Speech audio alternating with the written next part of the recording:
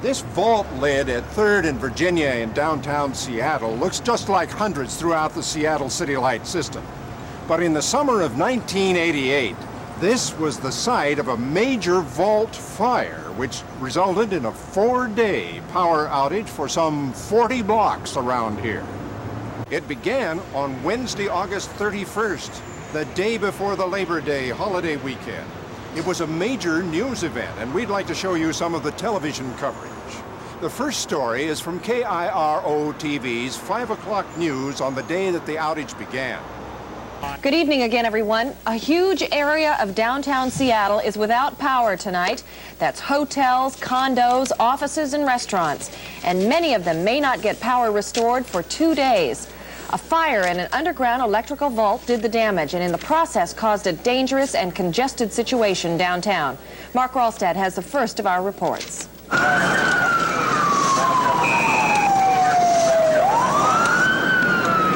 Fires in electrical vaults are not extraordinary. This one was. You could hear the explosions. Firefighters hesitated over strategy. Some went into adjacent buildings in case the fire spread along underground cables. The lead man poured carbon dioxide, not water, through the vault's grate. It didn't work. They switched to dry chemicals and foam, prying open the grate to get into the hole.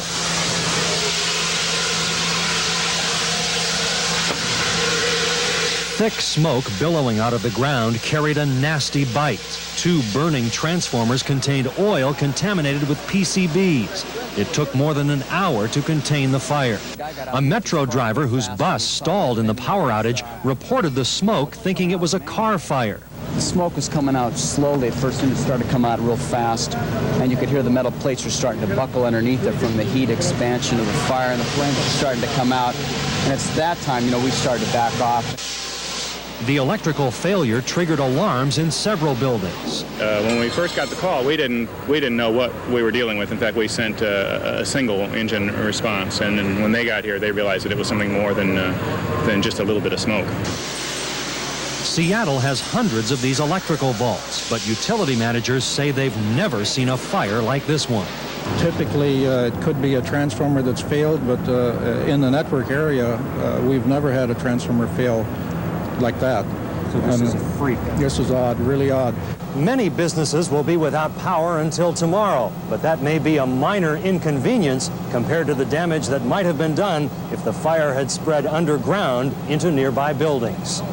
In Seattle, Mark Wrolstad, KIRO News.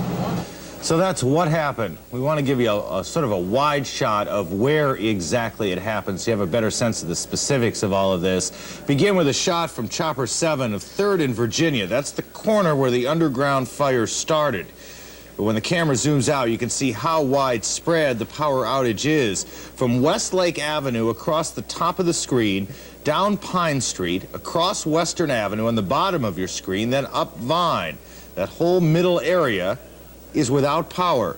As you can see, the Westin Hotel towers are in that area, so are lots of stores, including the Bond. More than 40 square blocks blacked out in all. There was some confusion that day, and it was later discovered that the transformers did not burn, and that there were no PCBs in the vault. However, every cable in this vault had been damaged, and they needed to be replaced. City Light crews had their work cut out for them. And KING TV covered their effort on Thursday, the second day, with this story. Julie Blackwell reports on what it takes to fix the biggest power outage in Seattle history. Evidence of the power failure lay coiled, piled, and charred on the side of the street. Fire destroyed hundreds of feet of wires in one of the main underground city power vaults. No one knows yet why it burned, and City Light will not start investigating that until power is back on. That is the only purpose of City Light crews today, getting the power back. To do that, they kept hauling out more burned cables so that new ones could be connected. There will be no gradual return of power.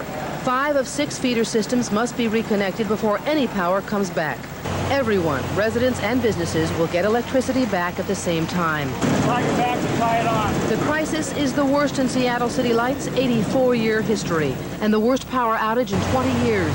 Other network fires in the late 60s were bad, but nothing like this. It's a 1 in 20-year event, and anytime you have power out for 2 successive evenings for a major section of downtown, like it looks we're going to have, that's a very significant and unique event, and we would hope it doesn't happen again for another 20 years, if then. The Red Cross set up tents next to the repair crews, supplying McDonald's hamburgers and a lot of water in the unprecedented heat. But the emergencies seemed to remain mostly of an electrical nature, not of the human variety.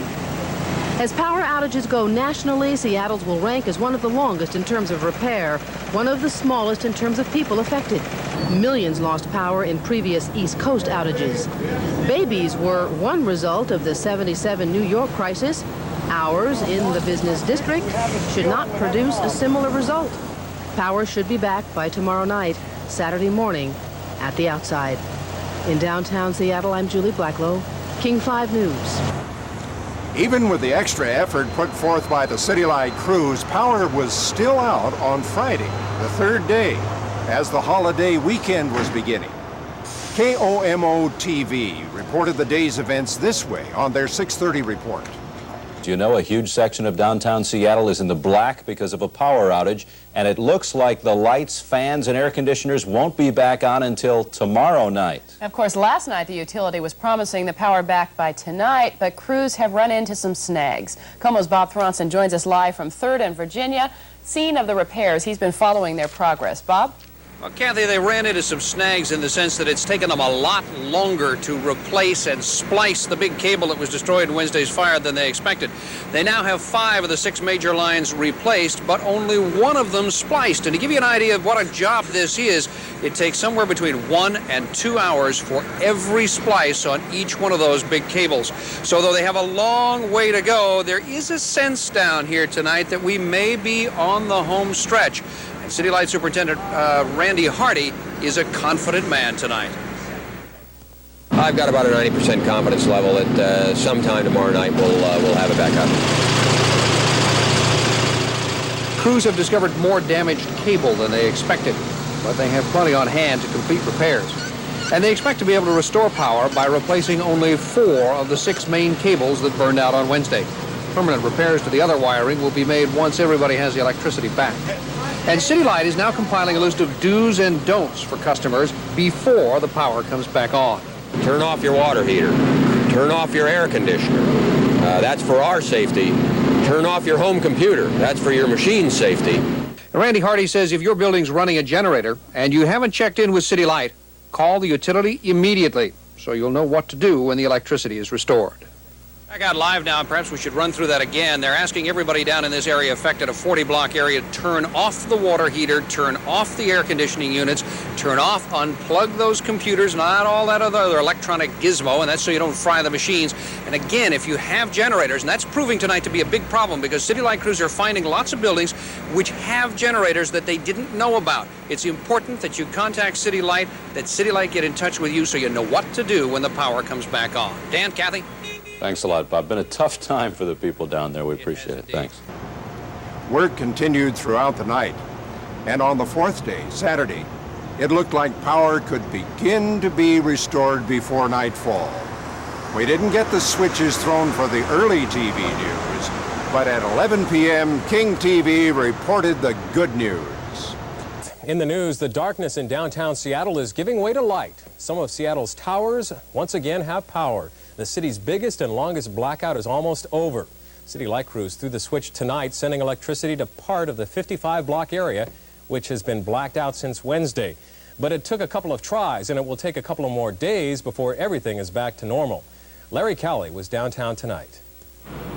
It was like the countdown for a space shot. City Light officials checking their watches and waiting for a word from the control center which would throw the switch. The first attempt, a few minutes after 6, failed. Could have been a relay problem, could have been a current imbalance, a number of different things. That's what we're... Not unusual for situations like this, said City Light Superintendent Randall Hardy. 45 minutes later, another try. This time, it worked. On went the lights in local shops. Hardy was happy. We've got power back to the street network, which are all the small businesses and older buildings here, as well as the street lights and the traffic lights. Assuming that stabilizes out, and it looks like that's happening now, we'll start to go around to each of the individual customers and bring the other bigger loads back on. Patrons at nearby Palmer's Tavern were celebrating. You got power. Yeah, we have power, but the beer is still hot. Beer is still hot. The Tavern and most other small businesses in the area got all their power back right away. But big office buildings, hotels, apartments, and condos won't get all theirs back until Tuesday. City Light still doesn't know what caused the big blackout, and it will take several days to determine the cost. Larry Kelly, King 5 News. Through the hard work of our crews and staff, City Light had the power fully restored by the next day. We are especially proud of the teamwork and dedication shown by everyone during the emergency. Although the news media concentrated their coverage on the field crews at the outage site, numerous other City Light staff were involved in handling the emergency. Customer service, meter electricians, community relations, engineering, power dispatchers, overhead line crews, and staff from all over the department gave the extra effort necessary to respond to our customers' needs. Today, most people passing by won't even think about what we overcame here. But to those of us at City Light, that's the best sign of a job well done.